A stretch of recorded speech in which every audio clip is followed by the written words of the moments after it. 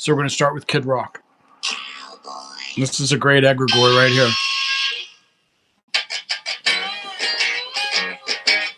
You know you love it.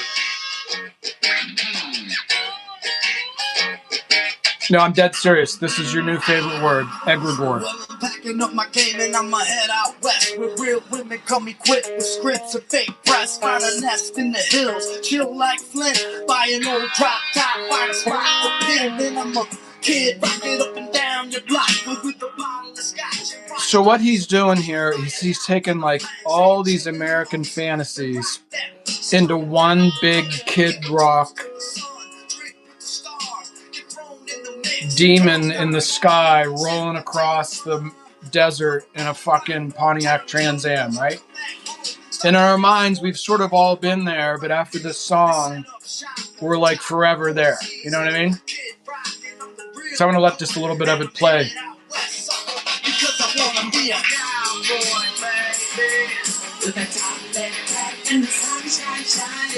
Great guitar, great chord. You know, black chorus behind him. So some people think that this song is like cheesy and trashy, which it is, because that's the point. But I think it's a really very, very good piece of art. And I'll do my thing and babble here about egregores in a minute. But so the joke is, right, here's a guy, as it says at the end, I don't want to give it away because it's like the best one-liner in the thing. But like, this is just some guy who's like, yeah, I'm sort of white trash. And I want to be a rock star, and I just sit in my bedroom and fantasize about being Kid Rock, and then he does it. That's the whole part, right? So we want to talk about last night.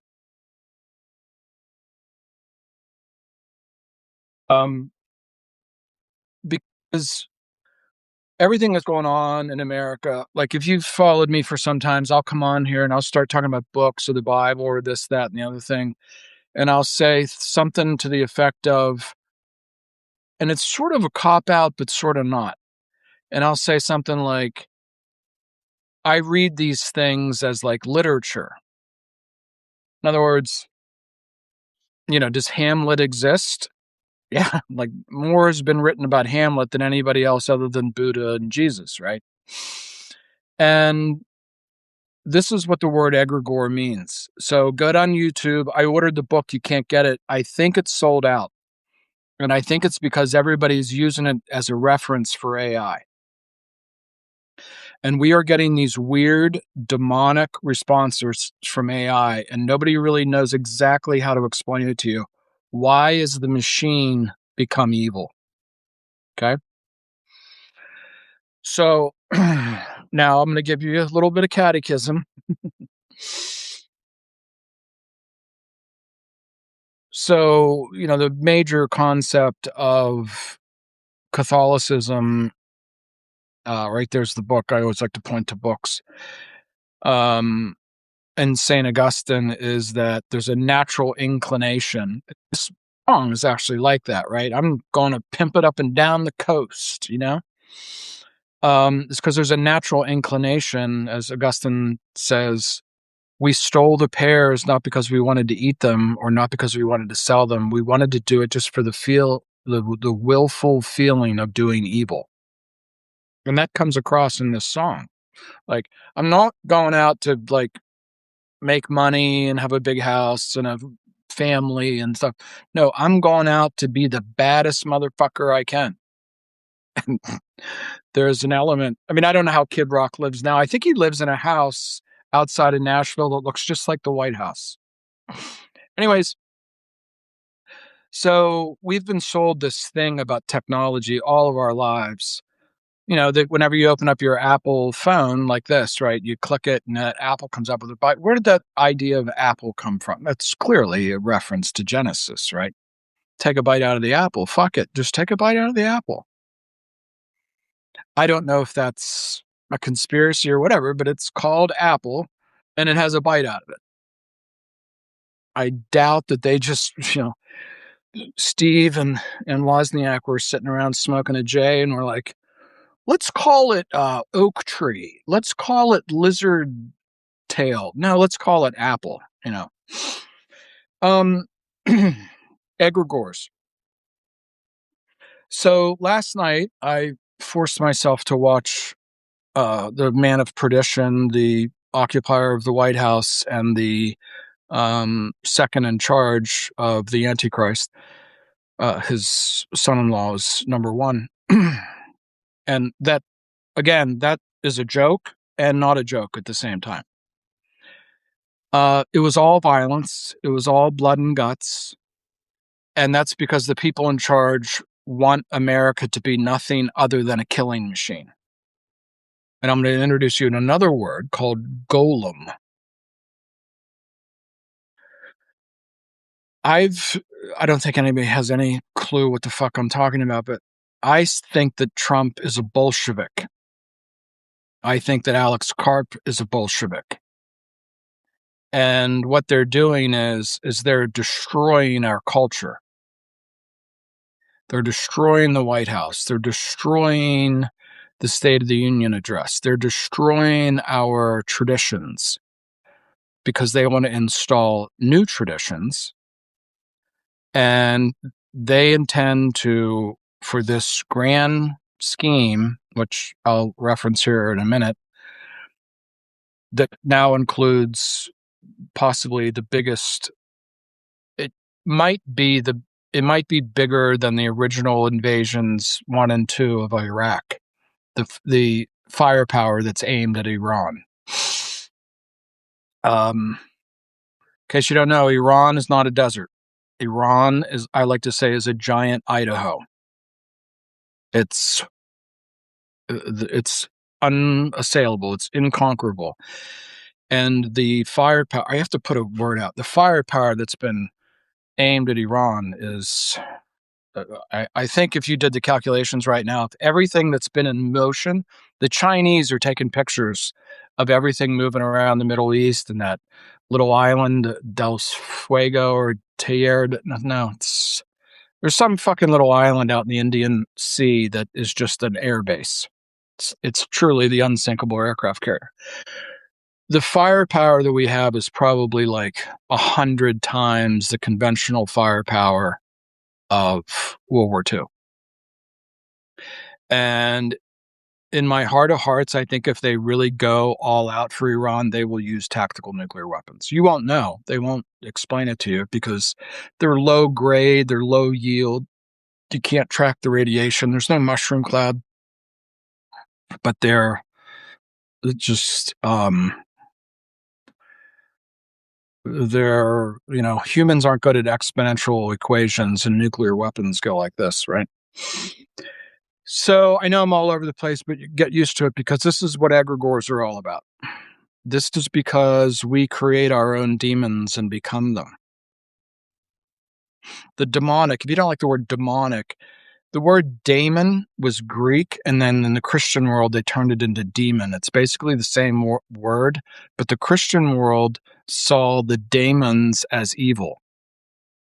And you can be for or against that, I don't care, but it's sort of the same thing.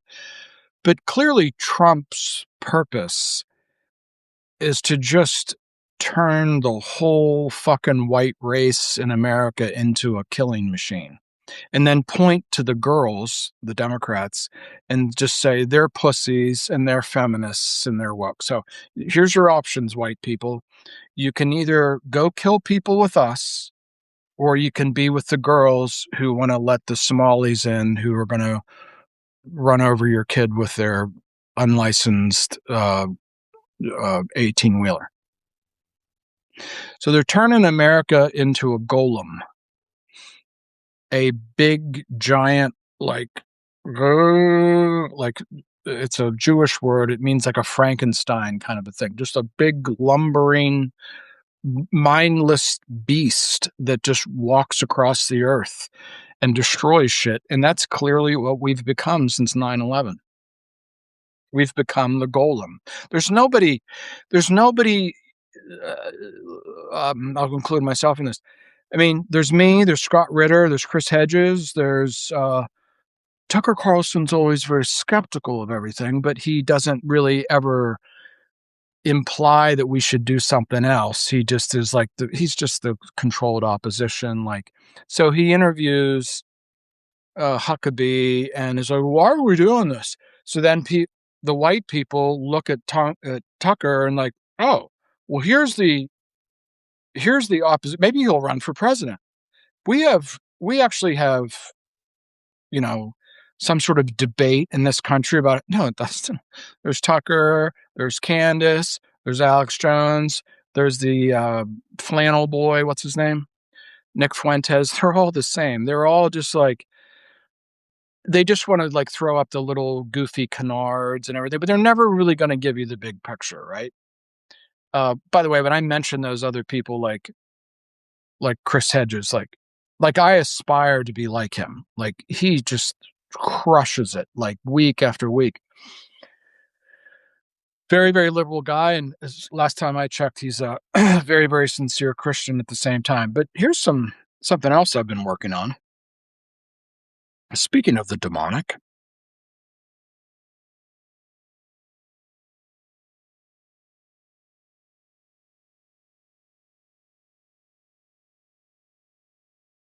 well, that's no fun.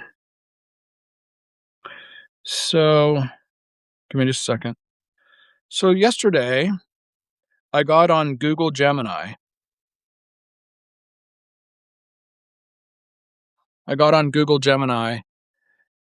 And as you know, I like to look at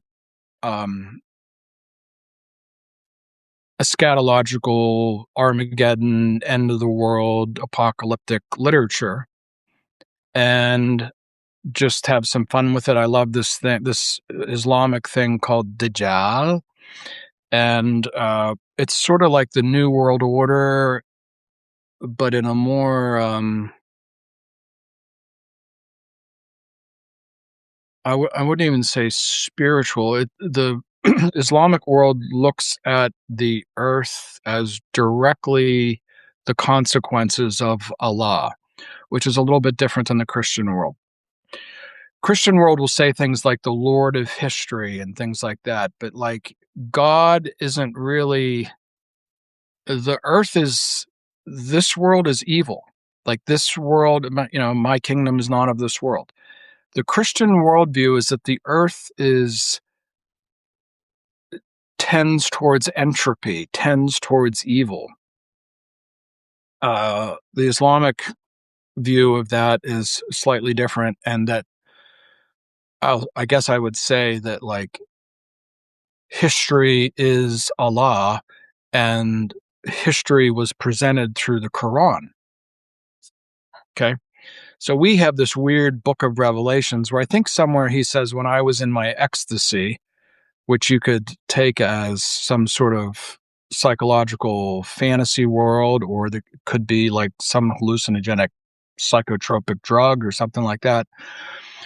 But anyway, so I typed in and I said, I asked Google Gemini, and I won't go through it now and ruin it, but to basically overlay the book of Revelation and the war on terror. I'll just give you some hints to that effect. I love this shit. So one of the lines is, the great city, the Whore of Babylon, the great city that controls the seas and commerce, will one day be attacked, and all the world will watch it in ruins and in smoke. That's 9/11. So, and then the Twin Towers go down, and the end of that whole Masonic, I don't really want to say Zion, but we're going to have to use the word Zionist project, is to recreate the temple. And in order to do that, they have to blow up the Dome of the Rock, which is the Al-Aqsa Mosque, which is the abomination of desolation, which will be, it's the holiest site in Judaism. And I think it's considered the third holiest site in Islam. And I think Muhammad ascended from there. I think I'm right about that. And it's where they want to build the third temple. So, but here's the punchline to all this.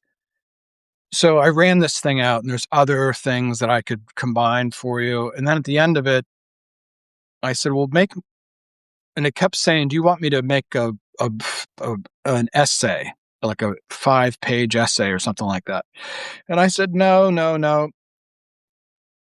And then I got to the point where I said to it, this is Google Gemini, by the way, some super intelligent AI says Google quote, this is what he said.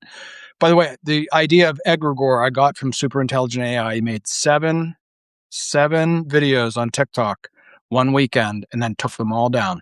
And I don't know what I was like, why did he take them down? He's an AI guy. He's touching on some fucking nerve that somebody somewhere doesn't like. Egregores. So at the end of it, I said, so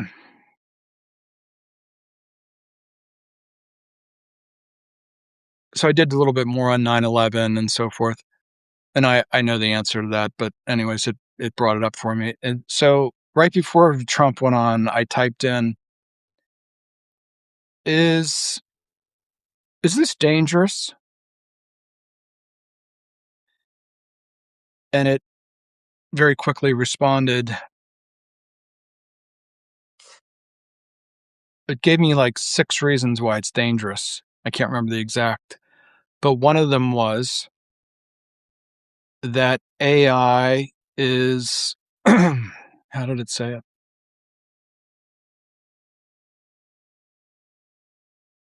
AI is capable of monitoring itself and the people who use it.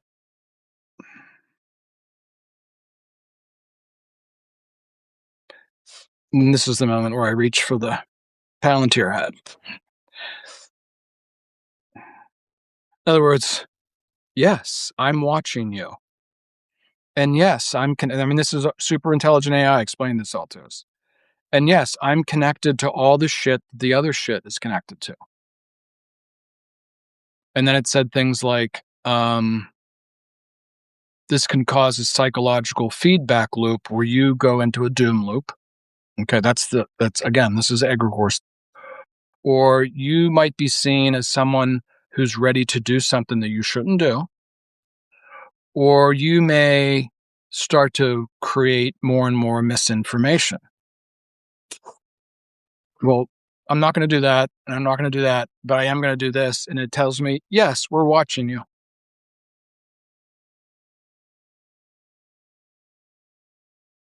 Land of the free, home of the brave, and all that stuff. Musical interlude.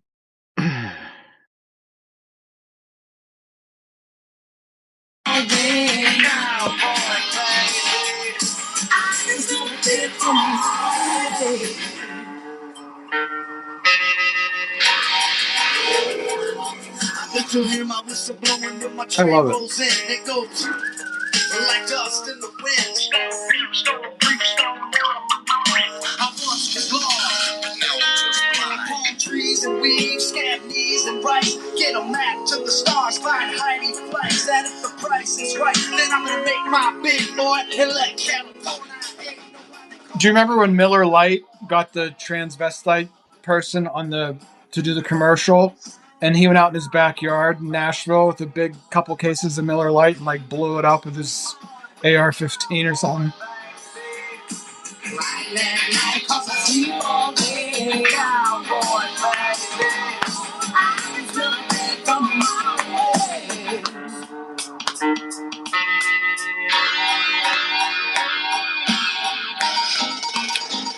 And then it goes into this real heavy thing. I think it's really well done. I think this song is spectacular.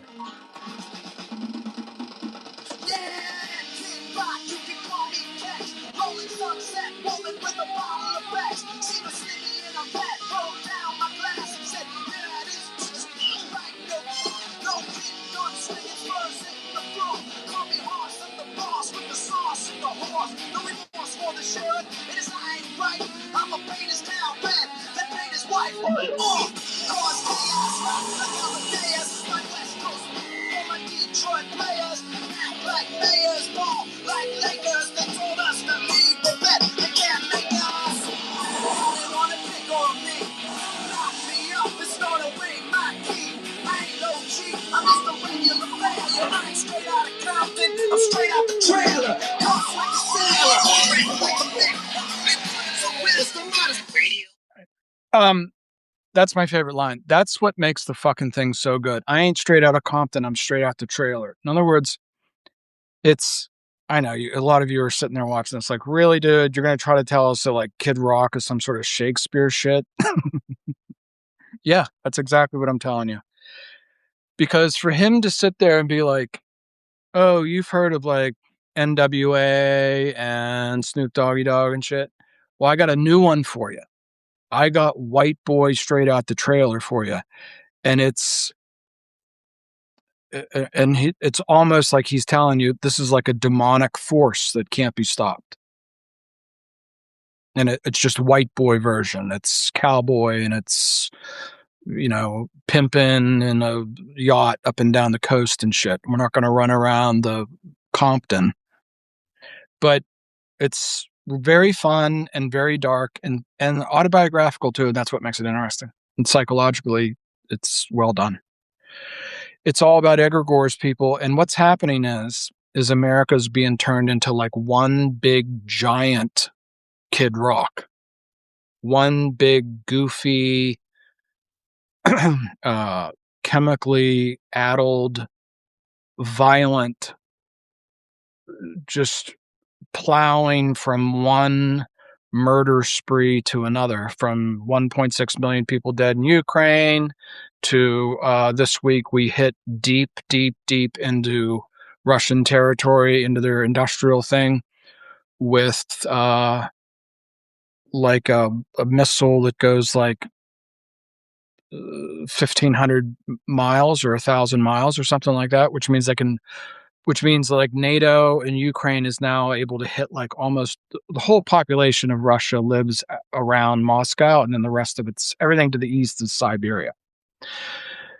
So it's pretty close to the point where NATO is an existential threat to Russia, and if Putin sits around with the generals, and that is the case, they're going to use tactical nuclear weapons.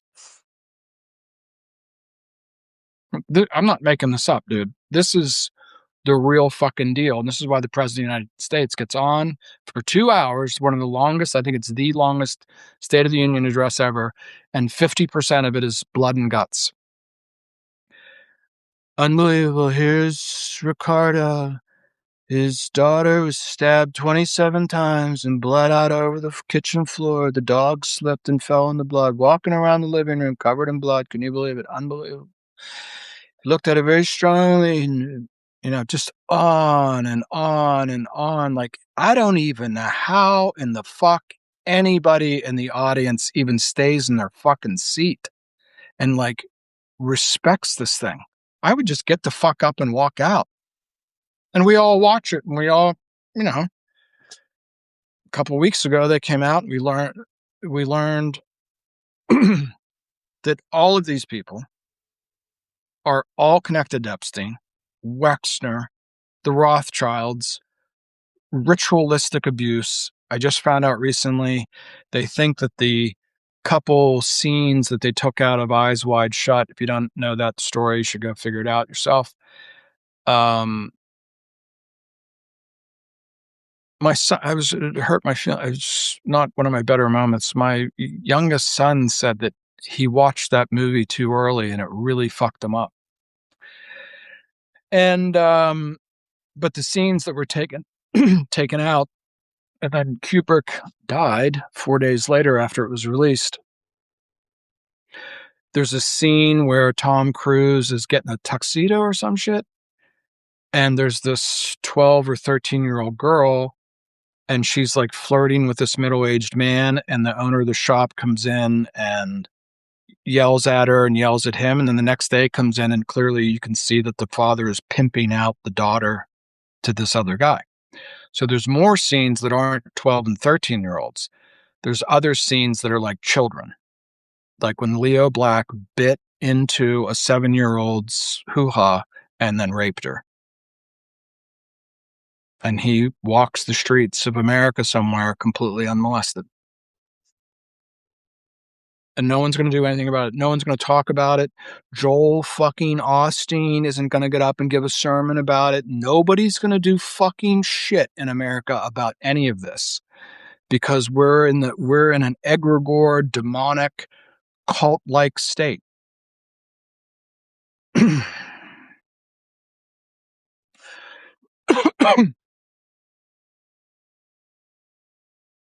Let's do like some fourth turning shit. So Trump and Hillary and Biden and George W. Bush, I think, are almost all the exact same age. And they are like the quintessential boomers. And the boomers, according to the fourth turning, are the prophets. Trump sort of talks like, unbelievable. We landed in Venezuela. We got 800,000. And it's all about him. Even like he introduced one of the special forces guys. And I forget what he said, but he very quickly made the story about Trump and not about the special forces guy, because he is the man of perdition. He is just narcissism. He is the universe is him. Okay. And this is what the baby boomers are. The baby boomers are the prophet of the me generation. And this is why they can't. So I have to tell you this. So my dad comes in last night, which is weird, right before the thing, before dinner, and he's like, Trump raped a 13-year-old. And I was like, yeah, Dad, I think I've told you that 4 fucking times. And we've all known that for like 9 months or something. He's like, yeah, but now it's on the real media. Oh, I see. Truth exists in like these screens, but not these screens. And the reason this is turning us into a golem, the reason really the boomers have been turned into a golem, is their narcissism really is the cultural phenomenon of the baby boomers. They are incapable of any self-reflection. That includes Hillary Clinton. Just like Trump, she has some fucking conspiracy about why she lost, even though everybody hates her. Nobody in Minnesota is voting for fucking Hillary Clinton. Actually, I think Minnesota did go to her. But what I mean is, like, in the heartland, like, nobody really likes her. And she's creepy. Like, we saw he died. She's like Ursula from The Little Mermaid. So America has been turned into this big boomer golem, just going from one war to the other. It's the exact. You took the snippet last night out of the Iran thing. That's the exact same. You could just go into AI right now and say, give me all those speeches from the president that happened right before we went to war. They're bombing their own people. Unbelievable. They killed 34,000 people. Can you imagine? Their own people shot them dead right in the street like a dog. You know, that whole thing. We heard that under Obama. Richard Haas comes on MSNBC and some other cunt. And then they're like, he's dropping barrel bombs on his own people. I mean, you'd have to be fucking retarded not to like go like, are we just going to do this again? But Iran is different, people. I don't want to make bad predictions, but the whole project of the war on terror does not work as long as Iran survives in any way, because it's the Islamic Revolution. Some Sunday I'll do a piece where I'll explain to you that Judaism and Islam are the same thing, but let's all calm down. They actually are. The rabbis say that Jews can pray in a mosque and vice versa. They're the Ishmaelites. They just came from over here.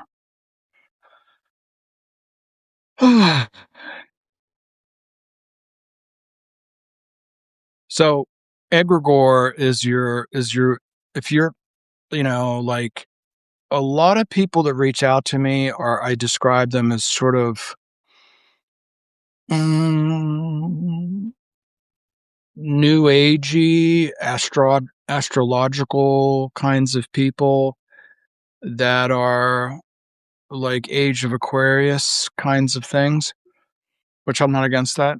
Um, no conservative men reach out to me. Zero. No, I am like kryptonite to them. Crypto people reach out to me. Um, Nobody over the age of 60 really wants anything to do with the things that I talk about. But anyways, um,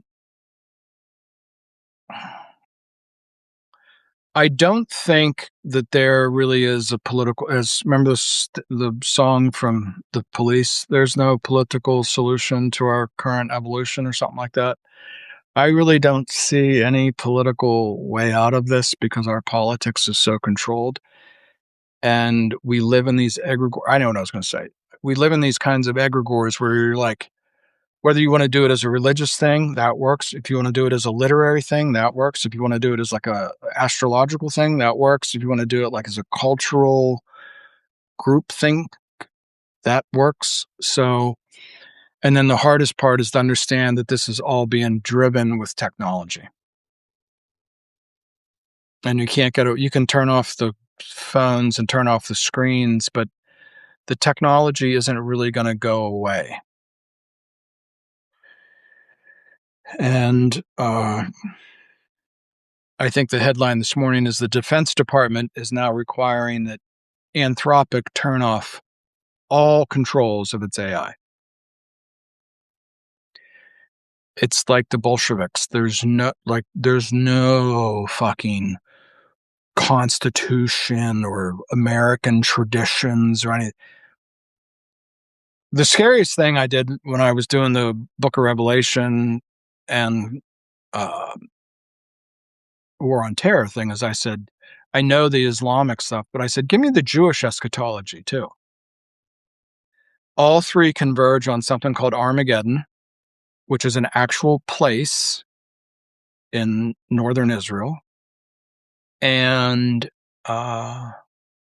the Christian version is that there will be that basically that Christ will appear as a warrior and he will have some sort of tongue. A sword will come out of his mouth.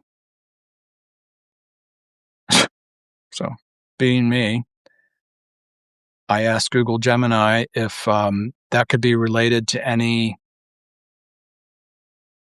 new weaponry that isn't really well understood by the populace.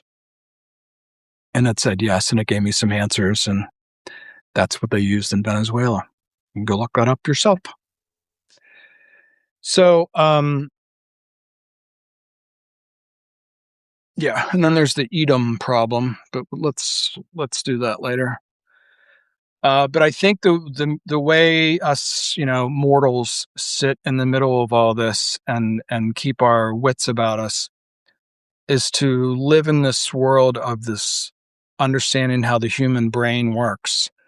And the human brain creates its own creatures. It's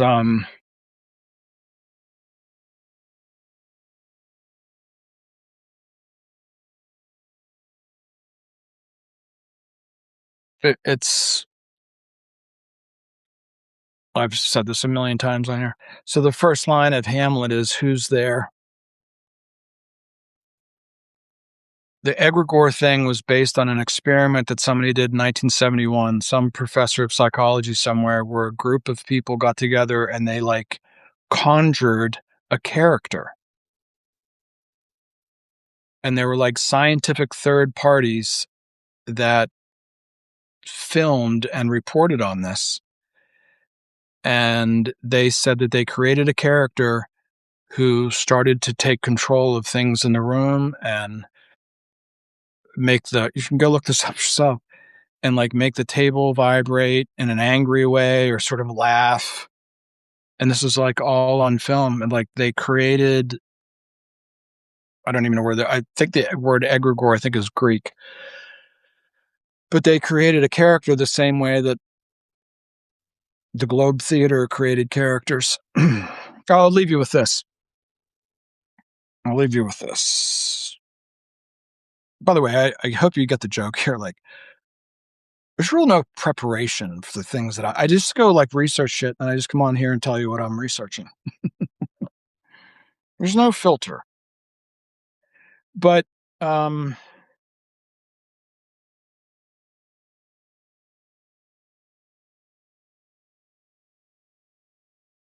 I'm listening to this thing right now called this. You can go look this up yourself.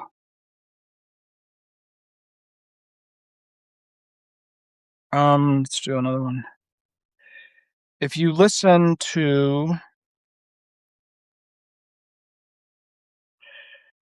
the opening of Henry V, as I was listening to the Egregore shit, I was sort of like, this is just like how the Henry V opens up. Henry V, prologue. Prologue, that's the word I'm looking for. Yeah, this guy's good. This guy's great. And he's easy to hear. It's really important whenever you listen to Shakespeare, you can hear it properly.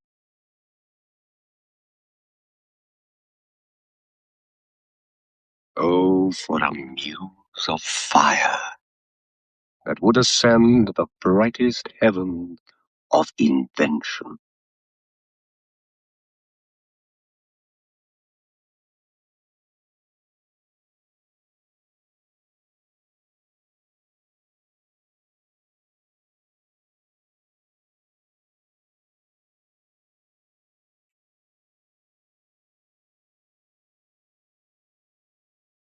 A kingdom for a stage, princes to act, and monarchs to behold the swelling sea.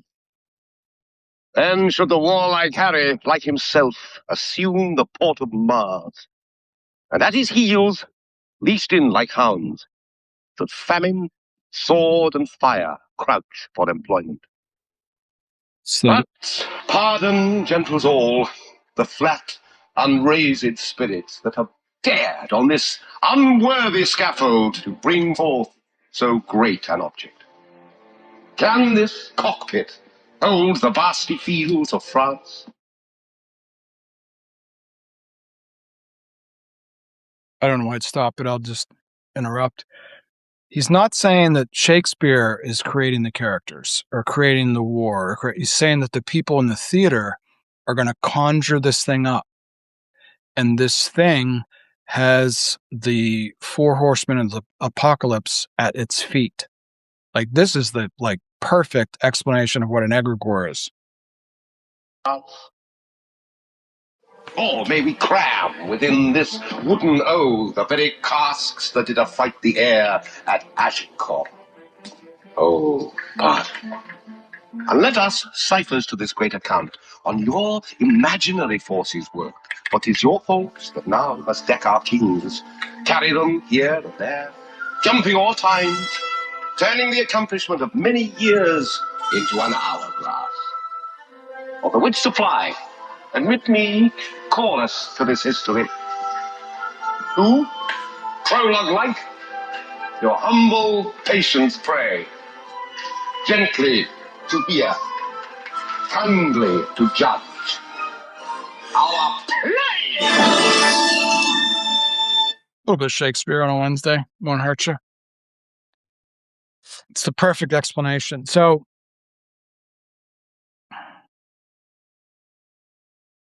technology has been presented to us in my lifetime. You know, Bill Gates, Steve Jobs, Elon Musk. You know, we're not going to have to work. We're going to have. I don't know how many people in finance tell me that technology is deflationary and all the prices of everything are going down. No, they're not. There's a religious spirit tied to technology, and that should scare you. Our children can't read. They couldn't watch that play. They couldn't even sit through that opening. Their brains are not wired for it in the same way that fat kids that sit around and play video games, when they go out to play soccer, they get like lower leg injuries and stuff because their tendons and joints and shit have had no activity. Kids are going to Ivy League schools and taking remedial English and learning how to write paragraphs and stuff, learning how to do algebra. Technology is destroying us. And that's the joke, people. They want to destroy us. This is when I reach for the hat. They want to turn us into a golem. And the plan is this is all going to be controlled out of Jerusalem. And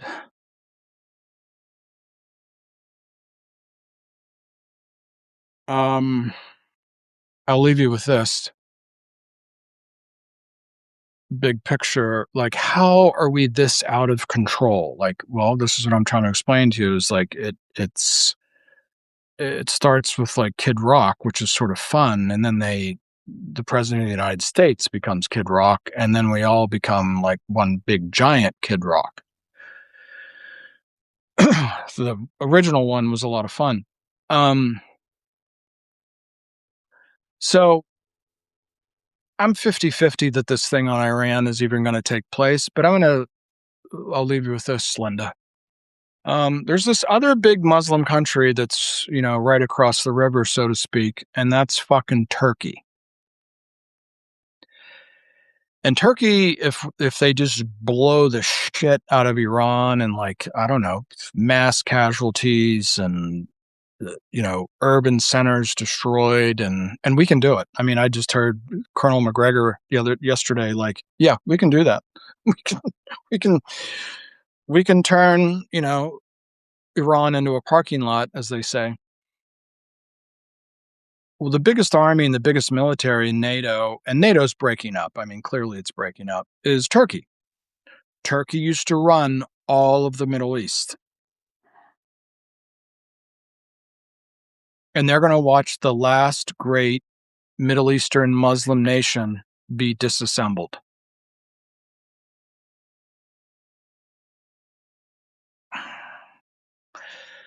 The book of Revelation says that the Battle of Armageddon, the deciding factor will be Turkey. So, there you have it. The church and state thing didn't work out. We basically live in a theocracy and it's evil. And what's a man to do? What's a guy to do?